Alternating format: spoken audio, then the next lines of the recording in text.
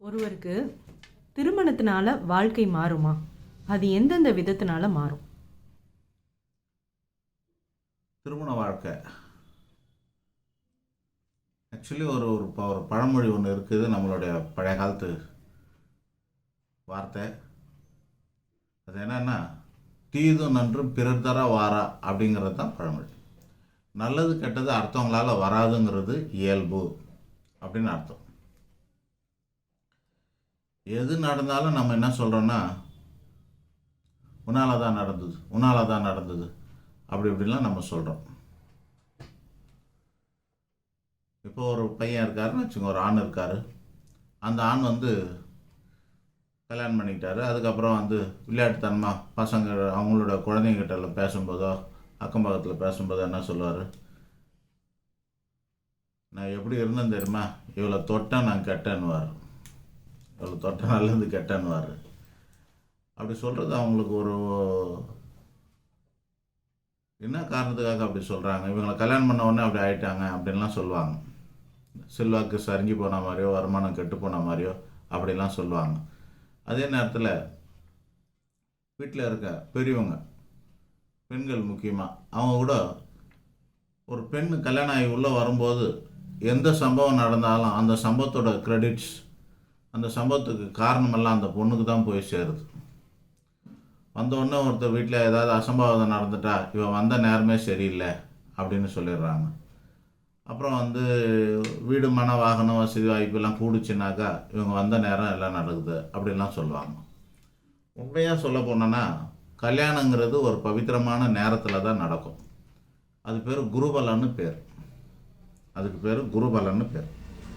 குருபலம் அப்படின்னா இருக்கிற குருபலனில் உச்சகட்டமான குருபலன் என்னவோ அந்த நேரத்தில் தான் கல்யாணமே நடக்குது. பொதுவாக பிரமாதமான குருபலனில் தான். அதாவது குருவோட இடம் 2, 5, 7, 9, 11 இந்த இடங்கள்ல இருந்ததுன்னா இவ்வளோ சுபகாரியங்கள்லாம் நடக்கும். 2 விட 5 பெரிய இடம், 5 விட 7 பெருசு, 7 விட 9 பெருசு, 9 விட 11 பெருசுங்கிற மாதிரி. இப்போது 2ஆம் இடத்தை தனஸ்தானம்னு சொல்லுவோம், 11ஆம் இடத்தை லாபஸ்தானம்னு சொல்லுவோம். புரியுதுங்களா? 4ஆம் இடம் சுகஸ்தானம்னு சொல்லுவோம், 9ஆம் இடத்தை யோகஸ்தானம்னு சொல்லுவோம். ஸோ அந்த மாதிரி ஒன்று தாண்டி ஒன்று டபுளாக போயிட்டே இருக்குது. 7ஆம் இடம் திருமண ஸ்தானம்னா 11ஆம் இடம் 2ஆம் திருமண ஸ்தானம்னு சொல்லலாம். ஸோ அந்த மாதிரி பலமான பகுதியாக இருக்குது. ஸோ நம்ம எந்த நேரத்தில் கல்யாணம் பண்ணுறாங்களோ அந்த முகூர்த்தத்தோட தொடக்கத்திலே கல்யாணம் பண்ணியிருந்தாங்கன்னா, அதாவது முகூர்த்தத்தோட தொடக்கம்ல அந்த குருபலனோட தொடக்கத்திலே கல்யாணம் பண்ண, ஒரு வருஷம் ஒரு குருபலன் இருக்குது அப்படின்னா ஆரம்பத்திலே கல்யாணம் பண்ணி இருந்தாங்கன்னா அந்த குருபலன் முடியறதுக்குள்ளே அந்த குடும்பத்தில் நிறைய நன்மைகள்லாம் நடந்துக்கிட்டு வரும். அப்படி நன்மைகள் நடந்துட்டு வர நேரத்தில் எல்லா கிரெடிட்ஸும் வந்து அந்த பொண்ணுக்கு சேரும். ஒரு குருபலனா கடைசி பகுதியில் போய் கல்யாணம் பண்ணாங்கன்னு வச்சுக்கோங்க, அதுக்கப்புறம் வரப்போகிற சம்பவங்கள்லாம் அவ்வளோ இனிதாக இருக்காது. அதுக்கெல்லாம் அந்த பெண்ணு காரணங்கிற மாதிரி பேசுவாங்க. ஸோ இதெல்லாம் வந்து ஒரு பர்செப்ஷன் சொல்லுவாங்க, ஒரு தோற்றம். இது இவைகள்லாம் வந்து ஒரு தோற்றம், இது மாயை, உண்மை அது கிடையாது. இப்போ வந்து துலா ராசியில் குருபலன் இருக்குது. இன்றைக்கி தேதிக்கு துலா ராசிக்கு 7ஆம் இடமான மேசத்தில் குருபலன் இருக்குது. அப்போது யார் யாருக்கெல்லாம் நன்மை நடக்கும் அப்படின்னா, மீன ராசிக்கு 2ல் குரு இருக்காருன்னு அர்த்தம். அது ஒவ்வொருத்தருக்கும் அந்த மாதிரி. இப்போது மிதுன ராசிக்கு 11ல் குரு இருக்காருன்னு அர்த்தம், துலா ராசிக்கு 7ல் குரு இருக்காருன்னு அர்த்தம். இப்படி சௌகரியமாக இருக்கிற காரணத்தினால இவங்களுக்கெல்லாம் நடக்குதுன்னா, இப்போ வந்து மார்ச் மாதத்தில் நம்ம இப்போ ரெக்கார்ட் பண்ணிக்கிட்டு இருக்கிறோம். இன்றைக்கி தேதிக்கு மார்ச்சுக்கு 13ஆம் தேதி இன்றைக்கி பண்ணுறோம். மார்ச்சில் மே 1ஆம் தேதி குரு பயிற்சி. அப்போ என்ன இருக்குது, இன்னும் 45 நாள் தான் இருக்குது. இந்த நேரத்தில் கடைசி நேரத்தில் கல்யாணம் பண்ணிவிட்டு அடுத்து வந்து 7ல் இருக்க குரு பகவான் 8ல் வராருன்னு வச்சுங்களேன். அப்போ அஷ்டம குருன்னு பேர். அஷ்டம குரு அது பேர். 7ல் இருக்க குரு 8ல் வந்து அஷ்டம குரு. மிதுனத்துக்கு 11ல் இருக்கிற குருவுக்கு அடுத்தது வந்து விரைய குருன்னு பேர். அப்போது மே 1ஆம் தேதியிலேருந்து விரைய குரு இருக்கிறவங்களுக்கு சில நஷ்டங்கள் நடக்கும். அஷ்டம குரு இருக்கிறவங்களுக்கு சில அசம்பாவிதங்களும் தடைகளும் முடக்கங்களும் ஏற்படும். இதெல்லாம் இந்த குருகரம் நேரங்காலத்தினால நடக்கக்கூடியது. இந்த நேரங்காலத்தினால நடக்கக்கூடியதை இந்த பொண்ணு வந்த நேரத்தினால நடந்தால் இதால் நடந்ததுன்னா இது நம்ம ஊரில் ஒரு பழமொழியெல்லாம் இருக்கும். குருவி நிற்க பனங்காய் வந்தது அந்த மாதிரிலாம் சொல்லுவாங்கள்ல. அதுபோல் ஏதோ யதார்த்தமாக நடக்கிறதுக்கு இதுதான் காரணன்ற மாதிரிலாம் ஆகிடும். இது ஒரு ரீசன் இருக்குது. நேரங்காலத்தை பொறுத்து நல்லதும் கெட்டதும் நடக்கும் அப்படிங்கிறது ஒரு ரீசன் இருக்குது. ரெண்டாவதாக விதியை மதியால் வெல்லலான்னு ஒரு அமைப்பு இருக்குது. நம்ம சொன்னோமே, தீது நன்று பிறர் தர வாரா அப்படின்னு ஒன்று சொன்னோம். யாராலையும் வராது, அதாவது நடக்க வேண்டியது நடந்துக்கிட்டு தான் இருக்கும். ஆனால் வழிகட்டாயமாக சிலதெல்லாம் பார்க்கலாம். வழிகட்டாயமாக சிலதெல்லாம் நம்மளாம் மாற்றி அமைக்கிறதுக்கு முயற்சி பண்ணலாம். விதியை மதியால் வெல்லலாம், தெய்வத்தால் ஆகாதெனும் முயற்சி மெய்வருத்த கூலி தரும்னு சொல்லுவாங்க. அந்த வகையில் பார்த்திங்கன்னா பல பெரிய மனுஷங்க நம்ம பார்த்துருக்குறோம், பேரெல்லாம் சொல்ல முடியாது. பல பெரிய மனுஷன், பல அரசியல் தலைவர்கள்லாம் தங்களோட வாழ்க்கை நல்லா இருக்கணுங்கிறதுக்காக அல்லது பதவியை அடையணுங்கிறதுக்காகவே இன்னொரு கல்யாணம் பண்ணவங்களாம் கூட இருக்கிறாங்க. உங்களுக்கு தெரிஞ்சிருக்கும், பரபரப்பாலாம் இருந்தது 80s 90ஸ்லாம். இதெல்லாம் ரொம்ப பரபரப்பாக இருந்தது. தன்னோட வாழ்க்கை நல்லா இருக்கணும்னா ஏற்கனவே கல்யாணம் ஆகி குழந்தை குட்டியெல்லாம் இருக்கும்போதும் தன்னோட பதவிக்கோ அதுக்கு அந்தஸ்துக்கெல்லாம் அந்த மாதிரியான ஜாதகத்தை தேடி பிடிச்சி கண்டுபிடிச்சி அவங்களுக்கு கொஞ்சம் பணத்தெல்லாம் கொடுத்து ஒத்துக்க வச்சு அவங்கள கல்யாணம் பண்ணவங்கலாம் இருக்கிறாங்க. அவங்களுக்கு வீடு மனம் வாகன வசதியெல்லாம் ஏற்படுத்தி கொடுத்து சொகுசெல்லாம் வச்சுக்கிட்டு அவங்கள கல்யாணம் பண்ணி ஊருக்கு தெரியாமல் இருந்தவங்களும் இருக்காங்க, ஒரு ஊருக்கு தெரிஞ்ச மாதிரி வச்சுக்கினவங்களும் இருக்கிறாங்க. இந்த மாதிரிலாம் ரெண்டாவது கல்யாணம்லாம் பண்ணவங்களாம் இருக்கிறாங்க. அப்படி இருக்கிறவங்க, அது மாதிரி வளர்ந்தவங்க அச்சீவ் பண்ணவங்களும் உண்டு. அவங்க விதியில் இல்லாத ஒன்றை அப்படியே அச்சீவ் பண்ணவங்களும் உண்டு. அது ஒரு வகையில் இருக்குது. நல்ல ஜாதகத்தோடு இணையணும். அசோசியேட் வித் ரைட் பீப்புள் அப்படின்னு சொல்லுவாங்க. சரியான ஆளோடு சேரும்போது நமக்கு மாற்றம் வர்றதுக்கான வாய்ப்பு உண்டு. நம்மளோட பலமான ஜாதகத்தோடு இணையும் போது என்ன ஆகும் அப்படின்னா நம்ம வாழ்க்கை மாறலாம். இதுக்கு வேத காலத்தில் ஒரு உதாரணம் என்ன இருக்குது அப்படின்னா, தேவர்களெல்லாம் அசுரர்களை அழிக்கிறதுக்கு துரத்துறாங்க. அப்படி துரத்தும் பட்சத்தில் இவங்க ஓடி ஒளியறதுக்கு இடம் இல்லாமல் போகவே நாரதர்கிட்ட சரணடைகிறாங்க. ஐயா என்ன பண்ணலாம் அப்படின்னு கேட்கும்போது நாரதர் சொல்கிறாரு, கிரகங்களையும் நேரங்களையும் வெல்லக்கூடிய மகான்கள் சித்தர்கள்கிட்ட போய் மகரிஷிக்கிட்ட போய் நீங்கள் சரணடைங்க. அவங்களோட எல்லைக்குள்ளே நீங்கள் இருக்கிற வரைக்கும், அவங்க பாதுகாப்புக்குள்ளே நீங்கள் இருக்கிற வரைக்கும் உங்களை யாரும் எதுவும் செய்ய முடியாது. அப்போ என்ன பண்ணுறாங்க, எல்லாம் பூமிக்கு கௌஷிக மகரிஷி மாதிரியான பெரிய பெரிய மகரிஷிக்கிட்ட உள்ள அவங்களோட சிஷியர்கள் போல வேஷம் போட்டுக்கிட்டு அங்கேயே ஆசிரமத்தில் இருக்கிறாங்க.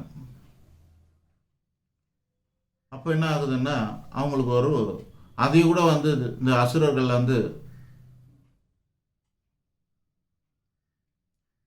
அந்த ஸ்பை வச்சுருக்காங்களே உளவுத்துறை, அந்த ஸ்பையை வச்சு ஒற்றர்களை வைத்து கண்டுபிடிச்சிட்டு அவங்கள தேடும்போது யார் ஒரிஜினலி யார் பொய்யான ரிஷின்னு தெரியல. தேவர்கள் யார் உண்மையான ரிஷிகள் யாருன்னு தெரியல. எல்லாரும் ஒரே மாதிரி வேஷத்தில் இருக்கவே கண்டுபிடிக்க முடியல. என்ன பண்ணுறாங்க, எல்லாரையும் போட்டு அடிக்கிறாங்க, தாக்குறாங்க.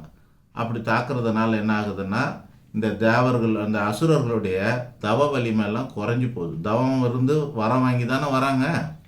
அப்படி வந்துட்டு தான் அவனுங்க வரம் வாங்கினோன்னே பதவிக்கு வந்தோன்னா ஆள்லாம் மாறி போயிடுறாங்க பாருங்கள். இந்த காலத்துலலாம் அரசியல்வாதிங்களாம் நேற்று வரைக்கும் ஒரு மாதிரி இருப்பாங்க, திடீர்னு பணம் வந்ததுன்னா நம்மளாலாம் கண்டுக்க மாட்டாங்க. நேற்று வரைக்கும் ஒரு மாதிரி இருப்பாங்க, திடீர்னு இங்கே காலில் பாத பூஜைலாம் பண்ணிட்டு போவாங்க. அதுக்கப்புறம் நம்ம கழுத்தை பிடிப்பாங்க. பணம் வந்தால் வாழ்க்கை மாறும். காலில் ஆசீர்வாதம் பண்ணி 4000 5000 பணத்துக்கு குடும்பத்தோடு ஓட்டு போடுங்கன்னு சொல்லிட்டு போவானுங்க. அதுக்கப்புறம் ஓட்டு போட்டதுக்கப்புறமா எட்டி பார்க்க மாட்டானுங்க. இப்படிலாம் மாறுற மாதிரி வரம் வாங்கினதுக்கப்புறம் இந்த அசுரர்களும் மாறுவார்கள். மாறிட்டு அந்த வரத்தோட பலம் இருக்கிற வரைக்கும், அவங்களோட தெய்வ பலம் அல்லது தவ பலம் இருக்கிற வரைக்கும் அவங்கள ஒன்றும் செய்ய முடியாது.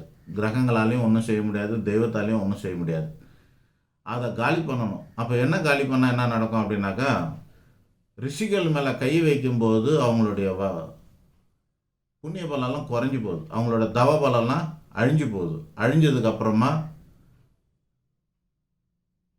தேவர்கள் ஒரு மாதிரி அவங்கள தாக்கு ஜெயிப்பாங்க. ஸோ அவங்க கூட இருக்கிற வரைக்கும், மகான்களுக்கு கூட இருக்கிற வரைக்கும் அவங்க பாதுகாப்பாக இருந்தாங்க. இது போல தான் கணவர் மனைவி கூட எவ்வளோ மோசமான ஜாதகமாக இருந்தாலும் ஒரு பலமான ஜாதகத்தோடு இணையும் போது மாற்றம் வரலாம். வராகி மிகிரர்னு ஒருத்தர் இருந்தார் அந்த காலத்தில். அவர் அது போல் பல முயற்சிகள்லாம் பண்ணி பார்த்தார். அது தடைப்பட்டு போனதும் உண்டு. ஒரு ஜாதகத்தை வாங்கி பார்க்குறாரு. இதுக்கு நம்ம ஏற்கனவே வீடியோ போட்டிருக்கோம்னு நினைக்கிறேன், அல்லது இந்த உதாரணத்தை வேறு எங்கேயோ சொல்லியிருக்கேன்னு நினைக்கிறேன்.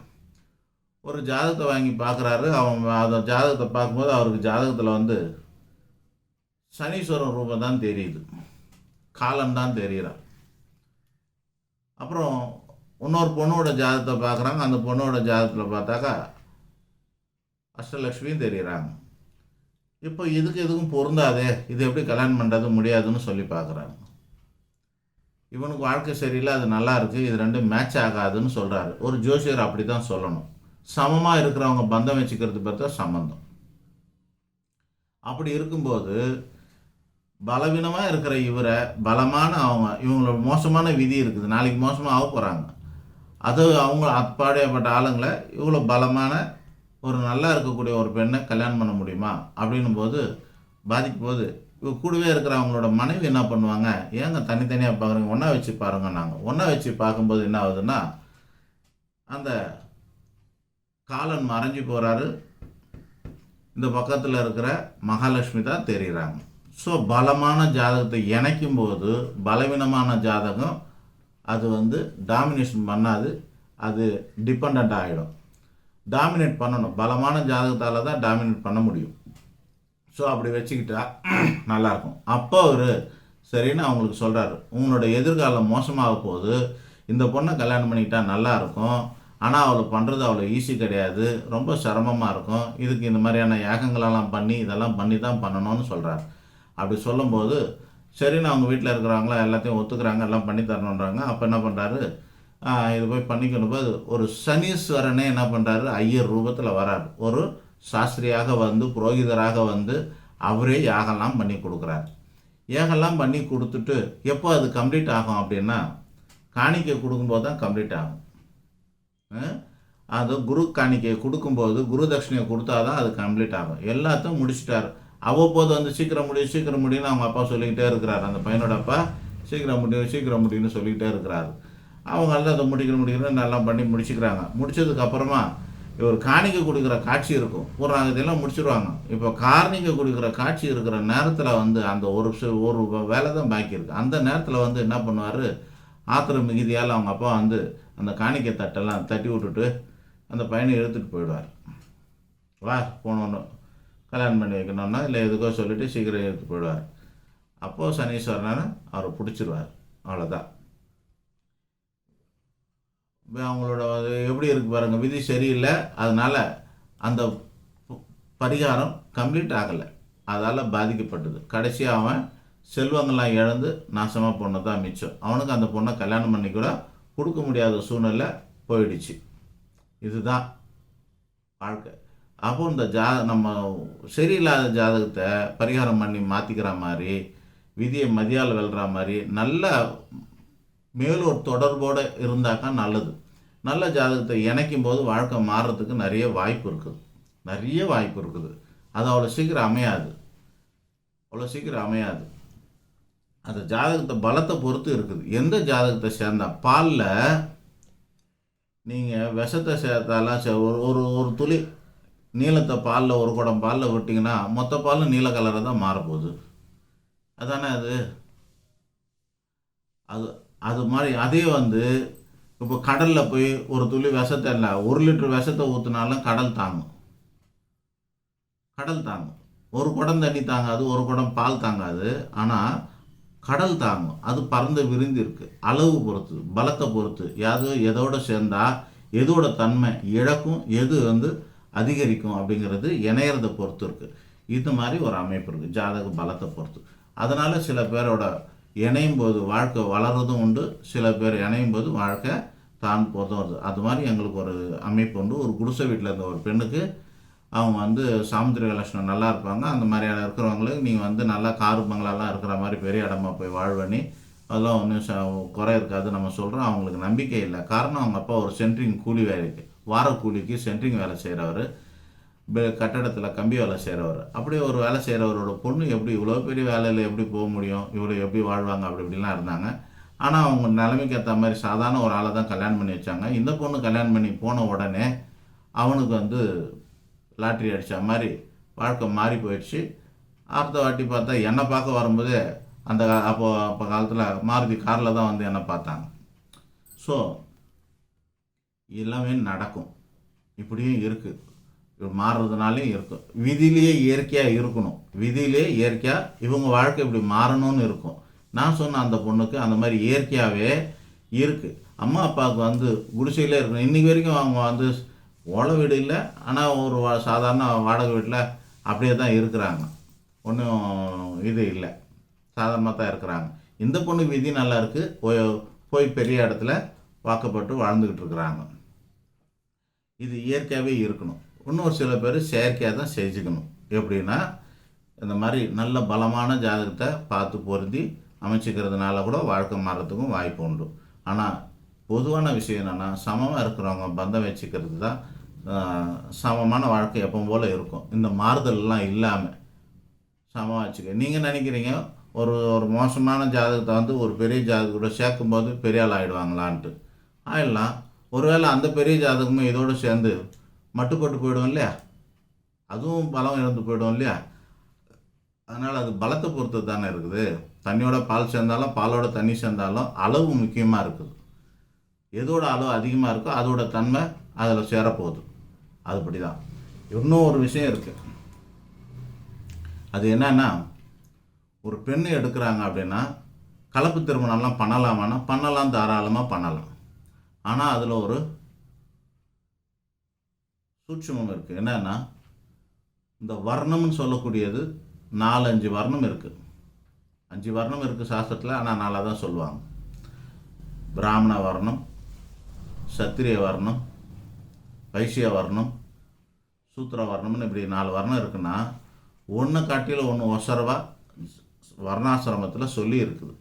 அப்படி இருக்கும்போது பெண்ணை எடுக்கும்போது தன்னை விட உயர்ந்த வர்ணத்தில் பெண் எடுக்கக்கூடாது.